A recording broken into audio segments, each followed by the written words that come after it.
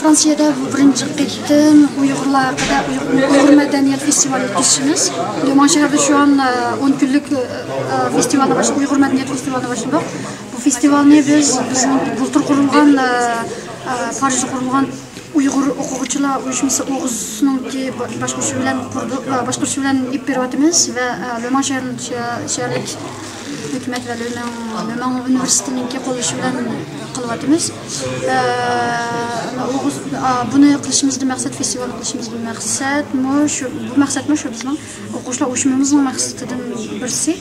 Ya'ni bir tarafdan Uyg'ur o'quvchilarni birlashtirib o'zaro yordam qilish bo'lsa, yana bir tarafdan shu Fransiyada Uyg'ur madaniyatini madaniy va ilmiy yo'llar bilan bugun qilganimizdek, bayqaganimizdek ilmiy tadqiqot yig'inlari va Uyg'urshunoslar, Jungorshunoslarni yig'ib ilmiy munozaralarni berish orqali ham shunday hozir ko'rganimizda bizning yosh fotograflarimiz, yosh rassomlarimizning asarlarini ko'rgazma orqali tomoqlarimizni qo'yish orqali Uyg'ur madaniyatimizni boshqa bir shaklda chiqarishimiz, balki o'zimizning parlaq madaniyatimizni tanishtirib bizning shu boshqalarga o'xshash madaniyatga ega ekanligimizni Fransiya namoyish qilish uchun qilamiz. Bunun bizning maqsadimiz o'quvchilar uyushmamiz bilan butun Fransiyadagi barliq shaharlarda, shu shaharlardagi asosli universitetlarni qo'llashi bilan Uyg'ur madaniyatini shu shaklda festival shaklida yoki Uyg'ur madaniyat kuni shaklida o'tkazmoqchimiz. Eh ben écoute, on a organisé cette exposition avec EPAF, avec l'association EPAF et l'association Oguz, parce qu'on voulait faire connaître le peuple ouïghour, pas seulement par l'actualité qu'on connaît, qu'on peut voir dans les médias, mais aussi de manière un peu plus positive, par leur culture et par la multitude des choses qu'ils sont capables de proposer aujourd'hui en France, donc par rapport à des photos, par rapport à des peintures, par rapport à la musique, par rapport à des films, par rapport à une production intellectuelle que Tim nous a offerte et que Moukadas va aussi nous proposer demain. Et puis on a organisé aussi cette exposition par amitié, bien sûr, parce qu'on a pu connaître Dinour qui nous a fait connaître tous ces Ouïghours qui sont là ce soir et que j'aime beaucoup. Donc c'est vraiment un grand plaisir d'avoir pu faire ça ensemble. Voilà, Koudous. Merci beaucoup. Une intervention en trois parties en fait. La première, je donne une brève présentation du débat scientifique autour de la définition de la diaspora. J'imagine qu'après mon intervention, Michel Bruno il pourra intervenir sur cette définition-là. Et ensuite, les pourquoi et comment de la diaspora ouïghour, parce que c'est l'appellation de la communauté ouïghour à l'extérieur du pays cause de nombreux débats aussi parmi les scientifiques. À la fin, j'expose un peu sur mon travail sur la diaspora ouïghour, que je participe au projet de la Maison de sciences de l'homme qui a un projet qui s'appelle e-Diaspora Atlas, dont je travaille sur la partie ouïghour. Je commence par le débat autour de la définition de la diaspora pour pouvoir déterminer ensuite l'appellation de la diaspora ouïghour. L'origine du terme diaspora vient du grec et repose sur la transcription du mot hébreu galou. Ce terme se réfère aux notions de migration et colonisation. En hébreu, le terme fait référence à l'implantation de la population juive en dehors de la Palestine après l'exil babylonien. Jusqu'aux années 60, le terme diaspora a été employé uniquement pour le peuple juif dispersé. En 66-67, la centralité du problème de l'intégration des Afro-Américains dans les débats dans le débat social a imposé le terme de diaspora africaine. La Chine, qui est devenue mon terrain, m'a amené ensuite, au fil des années, à m'intéresser aux marges de la Chine, c'est-à-dire à l'endroit où la culture chinoise, qu'on a un petit peu définie hier, rencontre des cultures autres, dont le schéma hier avait été bien montré par monsieur Bruno. Donc il y a une idée de modèle de rencontre de cultures. La colonisation européenne est un autre cas de figure où des cultures se sont rencontrées, des oasis. Et Rémi avait indiqué que cet éloignement de chaque ville oasis avait aussi permis des développements, sans dire autonomes, mais des cultures originales d'une oasis à l'autre. Il n'y a pas d'identité. Il y a des spécificités. L'islam, notamment, arrive dans des temps très différents dans chacune de ces oasis qui contournent par le nord ou par le sud le désert. Et alors pourquoi oasis? Puisqu'au nord, elles sont nourries alimentées par les neiges des massifs himalayens, au sud, pardon, et au nord par les Tian Shan, dont elles cernent les piémonts, une situation oasienne classique. Vous voyez ces neiges éternelles qui qui donnent une nappe phréatique qui va être captée par des canaux souterrains, comme en Afrique avec les Fougara, et qui va irriguer les zones de culture. Bon, c'est intéressant pour l'architecte, notamment ces choix à raisin, je passe assez vite. C'est fabuleux pour un architecte. Là, je veux dire, on est en extase devant le seul élément constructif, c'est une brique. Et voir cette merveille de rationalité qu'on arrive à faire avec un seul élément constructif, une zone basse, fraîche en bas avec des voûtes, et le séchoir dessus qui permet de fabriquer le raisin sec. Parce que le sable a effectivement recouvert, quand on creuse un peu dans le Taklamakan, il y a beaucoup de bilanciels. C'est la route de la soie, et la route de la soie passe une route au-dessus, une route en dessous, une route au nord, une route au sud du Taklamakan. Traditionnellement, c'est plutôt la route sud qui était plus prise. Et ça, le Sahara, c'est la place de la Concorde à 6 heures du soir. Le Sahara, il y a des pistes nord-sud, est-ouest, des caravanes qui passent en permanence. Enfin, c'est infernal. Hein. On ne peut pas avoir 5 minutes de tranquillité. Le Taklamakan, il n'y a rien. Il n'y a pas une route, il n'y a pas une oasis, il n'y a pas un boulot. C'est du sable, des dunes de sable jusqu'à l'horizon dans toutes les directions sur 1000 km. Ça, c'est très très intéressant. Mais au début, on voit la tête du mouton, comme ça a la chair, ça c'est des chèvres. Il y avait la même chose avec les moutons. Et donc, je crois en principe de là, les chevaux sont dans le fond là-bas. Donc il y a quand même des choses à vendre, hein. Il y a des étals partout. Et parmi les choses à vendre, j'ai trouvé cette superbe étale-là, de médecine traditionnelle, vous voyez, donc on a des bouts de serpent. Je vais vous parler donc des Kirghizes de Chine et des Ouïghours de Kirghizie. Donc on va voir comment ces minorités se sont formées. Donc nous voici en Asie centrale. Donc vous avez les 5 républiques indépendantes de 1991, à l'ouest le Turkménistan, puis l'Ouzbékistan, au nord le Kazakhstan, au sud donc le Tadjikistan, et un peu plus au nord la Kirghizie, et à l'est, la carte le montre pas très bien, mais on verra ça sur une nouvelle carte, vous avez donc le Turkestan oriental ou région autonome ouïghour du Xinjiang.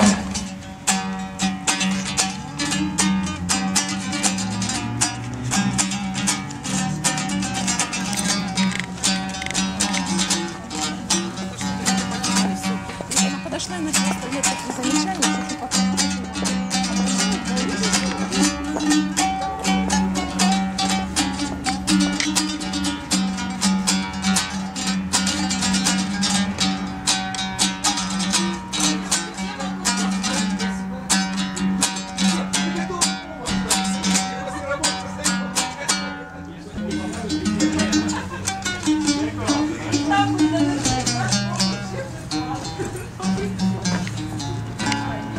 Est-ce que les Français connaissent les Ouïghours?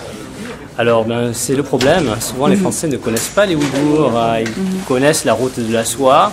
Ouais. Ils connaissent un petit peu l'histoire de la région, mais ils ne connaissent pas les peuples qui vivent le long de la route de la soie. On a entendu parler un petit peu des Ouzbeks, un petit peu des Kazakhs, parce que ces pays aujourd'hui ont accédé à l'indépendance dans les années 90, mais les Ouïghours sont souvent méconnus des Français. D'accord. Parce que vous travaillez beaucoup sur les peuples ouïghours, mais quand les Français vous demandez, vous travaillez quoi, de vous répondre directement sur les Ouïghours, etc. Dans ce cas-là, comment vous les expliquez?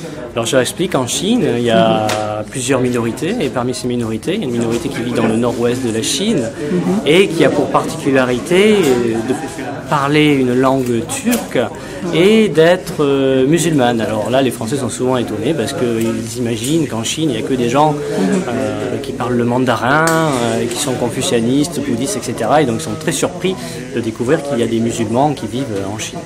Non, j'ai l'impression que les étudiants français pour le moment ne connaissent pas beaucoup les Ouïghours. Je pense que il n'y a pas que les étudiants français qui les connaissent pas, je pense qu'une grande partie des Français connaissent pas trop les Ouïghours. Parce qu'on est en France, c'est majorité. Oui, c'est pas, comme disait Rémi Cassette tout à l'heure, c'est pas les mêmes, si on prend souvent l'exemple des Tibétains, j'ai l'impression que c'est pas le même soutien médiatique en fait. Il y a peu de médias qui parlent des Ouïghours. Après, c'est vrai que c'est une manière de faire connaître les Ouïghours autrement, notamment par la culture. C'est un petit peu ça le pari de Oguz et ça vient parce que déjà il y a des chercheurs qui bossent sur les Ouïghours. Donc là, on a eu l'occasion d'inviter Rémi Cassette, David Cahuzac, Jean-Paul Loub, voilà, pas mal de personnalités comme ça, j'en oublie, Michel Bruno, qui travaillent sur les Ouïghours, sur différents aspects. C'est vrai que comme ce sont des enseignants-chercheurs, ils ont des étudiants, des étudiantes qui viennent et du coup qui s'intéressent un peu plus. Et là, j'ai l'impression que notamment par rapport au travail de Rahmandian, par rapport au manga, ça a beaucoup intéressé notamment les étudiants qui n'étaient pas directement, qui ne connaissaient pas directement les enseignants qui les avaient invités. Donc c'est vrai que c'est plusieurs moyens. J'ai l'impression que ça tend à se connaître, à être plus connu. Vous connaissez les Ouïghours?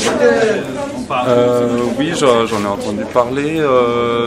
Voilà, en lisant un livre sur la Chine qui parlait donc de la route de la soie et donc du Xinjiang. Je pense que c'est comme ça au début que je me suis fait une idée, en voyant les messieurs barbus, tout ça. D'accord. Et ensuite, principalement, je pense parce que j'ai un ami qui a écrit un mémoire sur ça, une thèse, donc j'en ai mieux connu Sur quoi exactement? Sur donc la musique traditionnelle ouïghour. Après le festival ouïghour, oui, mais au début pas du tout, parce qu'on fait... J'apprends le chinois, je suis en 3e année de chinois à l'université à Bordeaux. Et on nous apprend un peu l'histoire et la géographie, mais pas beaucoup la culture. On vient de l'apprendre ici. Et voilà, c'est un peu la première approche réelle que j'ai eue aujourd'hui. Oui, connais. Personnellement. Oui, connais. Comment vous connaissez alors? Parce que moi, turc, l'histoire turque connaît bien. Obligé à en connaître ouïghour. Ancienne histoire ouïghour, turc, c'est la même chose. C'est la même culture, c'est la même langue. Obligé à en connaître. Oui. J'ai entendu parler. Juste entendu parler. Vous n'avez pas de contact direct avec eux? Ah non. Ça c'est la première fois alors? Oui, c'était la première fois. J'avais juste entendu parler de nom et puis pendant les émeutes en Chine, et j'avais entendu parler des Ouïghours à travers 2-3 petites choses, mais je connaissais pas vraiment les Ouïghours. D'accord. Donc c'est la première fois où vous avez un contact direct avec les Ouïghours comme ça? C'est la première fois. D'accord. Et quand vous communiquez avec les Français, avec les étudiants ouïghours, vous utilisez seulement la langue française? Alors, oui, en grande partie. Moi, j'anime aussi ce qu'on appelle le French Corner à Paris, c'est-à-dire que c'est pas vraiment des cours, mais c'est des conversations assez informelles qu'on fait le samedi pour aider pour parler en fait en français avec les étudiants ouïghours, étudiants ou non étudiants d'ailleurs. Ça c'est Dilnour qui fait ça par l'association Ougouz. Et en règle générale, oui, je parle pas ouïghour, je parle pas turc, je connais quelques mots de turc, mais plutôt des insultes, donc c'est pas très intéressant. Mais par exemple avec même Timin, je parle anglais, mais c'est l'un des seuls ouïghours avec lequel je parle anglais. Sinon, en règle générale, il parle très bien français. D'accord. Majoritairement, c'est la langue française. Oui, tout à fait. Je parle majoritairement. Ouais, je peux pas faire autrement. Hein. Je suis désolé. J'aimerais bien parler ouïghour, mais je vais pas au cours de Dilnour Hagan, donc.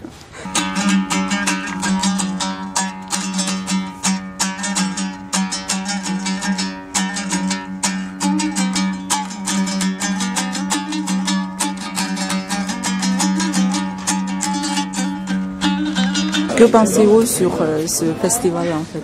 Sur ce festival. J'aurais aimé que ça dure plus longtemps en fait. Ouais. Beaucoup plus longtemps. Juste avant de terminer, parce qu'on a pratiquement terminé ces 2 jours de festival. Merci beaucoup. Je suis vraiment content d'y avoir assisté. J'ai hésité des fois à rester à la conférence après conférence et finalement j'en ai regardé pas mal, j'ai assisté à pas mal et c'est important parce que moi personnellement je suis étudiant de chinois et j'ai tendance à ne pas trop penser à ces questions-là des minorités et du problème du Xinjiang et des Ouïghours quoi.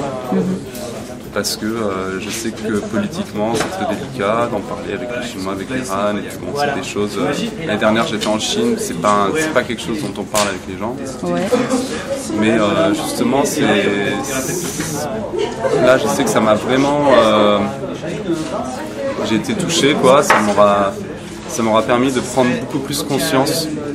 Parce que la conscience, on peut l'avoir de manière lointaine, mais là, vu que j'ai été touché par les choses beaucoup plus, je pense que c'est l'effet positif que ça aura eu sur moi, en tout cas, c'est de me sensibiliser vraiment de manière... et ça me donne envie, c'est vrai que ça me donne envie beaucoup plus de partir là-bas, de découvrir ce monde dans la Chine. Quoi. Et très bien, j'espère que personnellement je l'ai vu par hasard. J'ai passé à midi par là, j'ai vu des objets d'Asie centrale. Je me suis dit, tiens, au début je pensais que c'était ouzbek. Je me suis dit, tiens, je vais entrer, peut-être il y a une exposition. Pourquoi vous pensez qu'ils sont les ouzbeks? Parce qu'il y avait des objets qui ressemblent aux objets ouzbeks qui étaient exposés ici. Donc, des chapeaux, des chapeaux, des textiles, des choses comme ça. Ouais. Après, je suis entré, on m'a dit que c'était ouïghour. Donc, on m'a dit que ça commençait hier, je ne le savais pas. Donc, c'est dommage. Donc, quand même, je suis venu pour la fin. Ouais, d'accord. Mais on m'a expliqué, on m'a souvent dit que les Ouïghours et les Ouzbeks c'était le même peuple et qu'ils ont été séparés par les aléas de l'histoire. D'accord. Très intéressant. Une culture dont on parle mais finalement on ne connaît pas, donc c'était très bien de faire connaître la culture ouïghour. D'accord. J'ai appris beaucoup de choses. Des choses comme quoi? Sur la vie quotidienne, sur la littérature, sur l'histoire, sur la nourriture, sur la danse, la musique, tous ces aspects culturels. Festival, donc c'est un événement culturel qui pour la première fois est organisé à Bordeaux. Je pense que ça peut être intéressant car ça permet aux étudiants de notre faculté de découvrir un petit peu la culture ouïghour qui est assez mal connue par les étudiants de notre département d'études orientales.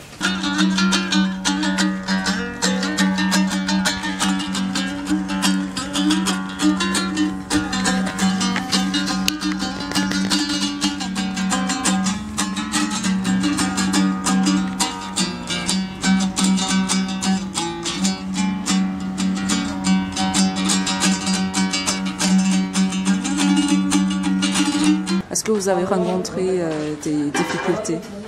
Alors, oui, on a rencontré des difficultés et ce festival-là, la grosse difficulté en fait, c'est qu'on devait d'abord être à Bordeaux 2 et on était en contact avec... en fait, il y a eu des problèmes d'organisation. Clairement, on était en contact avec une personne qui organisait les choses et on ne s'est pas compris, on n'a pas eu les mêmes manières d'organiser les choses, ce qui fait qu'il y a un problème de communication, un problème de plein de choses. Bon, ça ne l'a pas fait, vraiment. là c'est un peu plus compliqué que ça évidemment, mais c'est vrai que là, du coup, ça s'est fait un petit peu en urgence à Bordeaux 3, parce qu'à la base c'était à Bordeaux 2, mais là maintenant c'est à Bordeaux 3. Ça s'est fait un peu en urgence, mais avec le bon travail d'Amaris Burdet et surtout les enseignants-chercheurs qui ont été très disponibles. On a dit on annule, est-ce qu'on peut le faire un mois après? Ils ont dit pas de problème, il n'y a aucun souci. Et donc à partir de ce moment-là, à partir de la mi-décembre, au moment où ça a été annulé, ça a été beaucoup plus facile. Alors après, avec Dilnour, on est aussi venu à Bordeaux pour rencontrer les nouveaux partenaires, on a un peu expliqué, on a mis en place les stratégies, et c'est vrai que là, depuis hier, ça se passe très bien.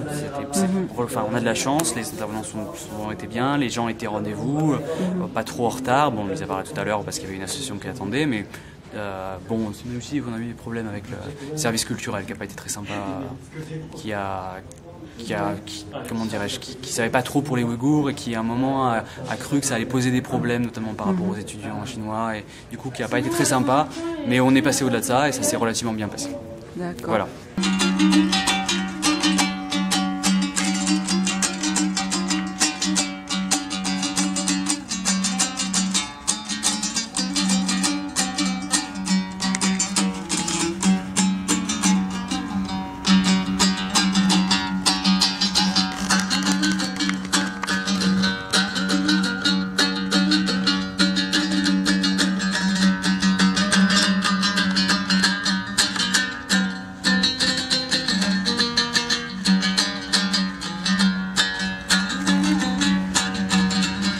Bizde Uyghur o'quvchilarning Uyghur uyushmasininki o'ylashtirgan bu faoliyatda shunda yaxshi bo'ldi. Endi o'zimizning maqsadi butun fransiyliklarga shu Uyg'urlarning madaniyatini, yemak-ichmaki har xil urf-odatlarini bildirish maqsadi bilan qildik. Bugun shunda yaxshi bo'ldi bu faoliyat.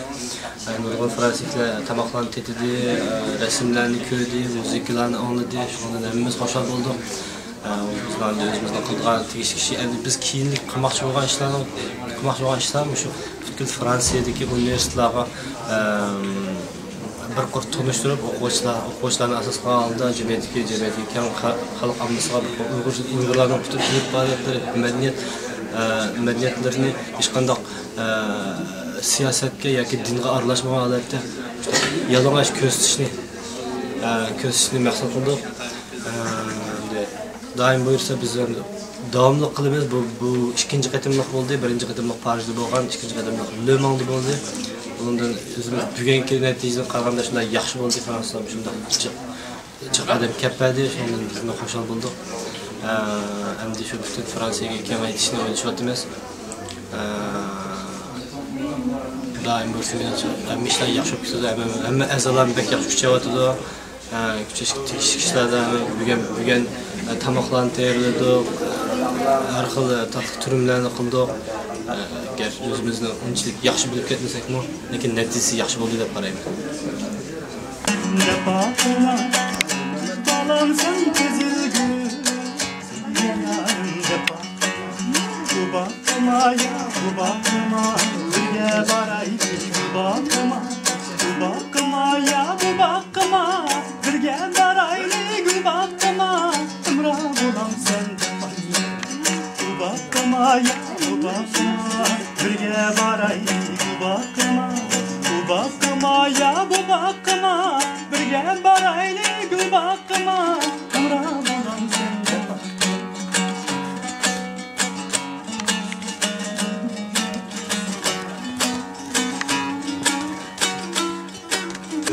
Je finis tout juste et je soutiens. Mesela bunlar madaniyat kunlarini o'tkazish menimcha muhim. Yana bir jihatni aytib qoldi. Oliy maktablarda o'tkazishda ham muhim. Yoshlarning orasida ko'rik o'ynash, ancha-muncha o'zimizning kimligini yoshlarga tunishtirish. Menimcha abayaq ko'rganimizga o'xshash chong tadqiqotchilar siz maydondagi bir chong tadqiqotchi ayol kelib so'zladi. Men so'zga nasibni shuni his qildim. Burundan tortib Uyg'urlar bo'lgan bir chong qiziqish bo'lgancha. Ayol rasmiylik bir kichik tush ko'rayotgan qiz bir shunday g'alati bir tushi va qizdakcha shunday go'zal bir orzusi tushi. Masalan, shunday jiroqdiki bir ajoyib bir qanday deymiz, xuddilar var. Sana baksan biri Akananın gülü ya Sana baksan biri Doğaldı könlümni söyle yarın kuşakta. Doğaldı könlümni söyle yarın kuşakta. Bu bakma ya bu bakma birge baraydı bu bakma. Bu bakma ya bu bakma birge baraydı bu bakma. Ömrü bulan sende bakma. Bu bakma ya bu bakma birge baraydı bu bakma. Bu bakma ya bu bakma birge baraydı bu bakma. Ömrü bulan sende bakma. İpek yoludaki bir karvallarını göz aldık keltirip turup so'zlab ketmagandek. Uyg'urlar bo'lgan tushunchalar darajada qiziqish baka bularning. Lekin nayt yuzaki nayt ilahiylashtirgan yoki jiraqlashtirgan yoki pek ig'iz qo'yib qo'ygan bir xil ta'sirat bo'lganda Uyg'urlardan.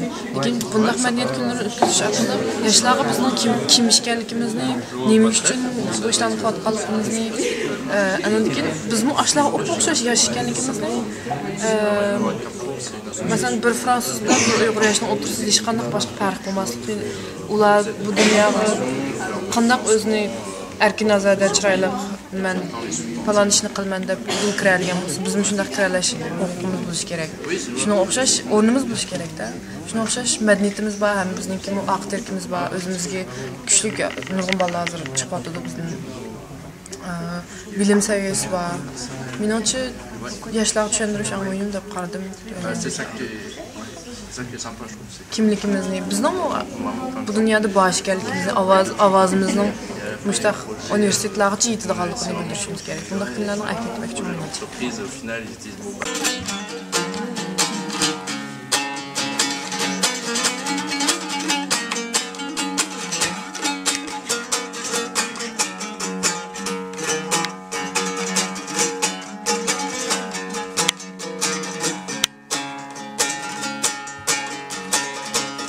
Gül yar emes mu gümüşme emes mu?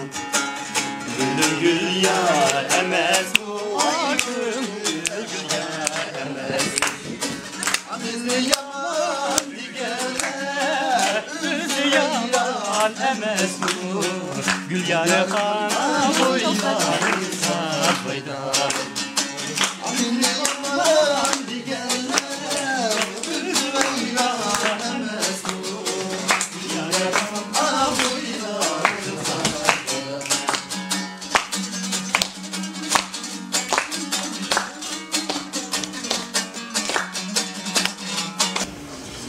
Ben Lyon'dan geldim. Lyon'da çok Uygurlar yok. Ben burun tatmıştık Uygurlarla işte bir palyak ötküsek dep arzu kıldım.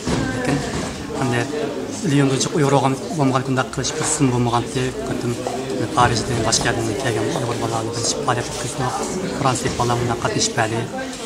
Ben kelgen adam gerçi köp olmuşmu, lekin özümüzde kelgen hakның hamsiga özümüz küçümüzün yetişe namayan kıldık. Bizden bir xil farqlilik his qildim.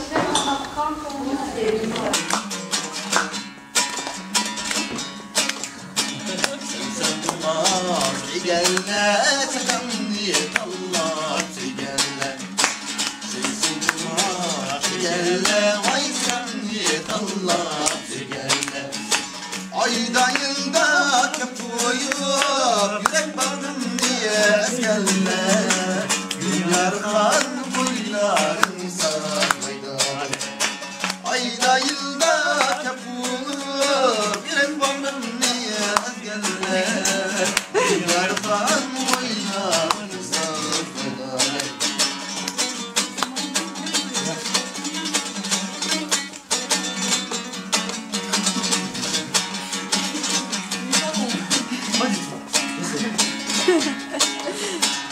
Et vous avez des projets pour la fois prochaine Il y a, je crois, oui, quelques projets. Déjà, grâce à... On a rencontré pas mal de gens, pas mal d'enseignants, chercheurs, et qui nous ont dit mais il faut qu'on organise des études, des fois des étudiants aussi, il faut qu'on organise d'autres trucs à droite, à gauche, Strasbourg, à Bordeaux, là il y a encore une association cinématographique qui nous a dit qu'on pourrait bosser avec les Ouïghours. Et sinon, là, dans pas longtemps, il va y avoir ça sera à peu près le même format, je crois que ça sera plus scientifique, peut-être moins de projections, et ça sera surtout sur une journée à Strasbourg en fait avec Stéphane Le Tapia.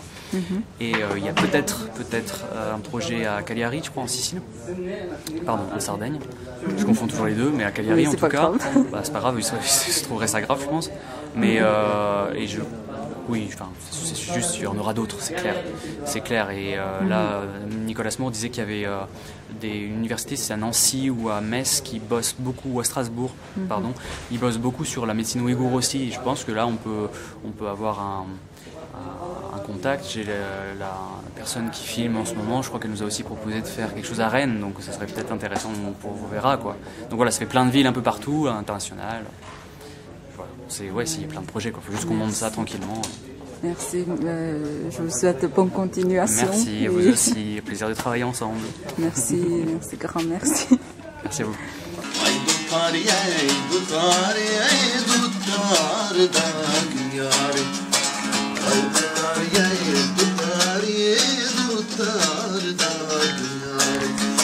Akşam şkersin çayniye Emde tüttüye kumariye Bir yarkan boylarım say baydadım Akşam şkersin çayniye Emde tüttüye kumariye Bir yarkan boylarım say baydadım Bir yarkan boylarım say baydadım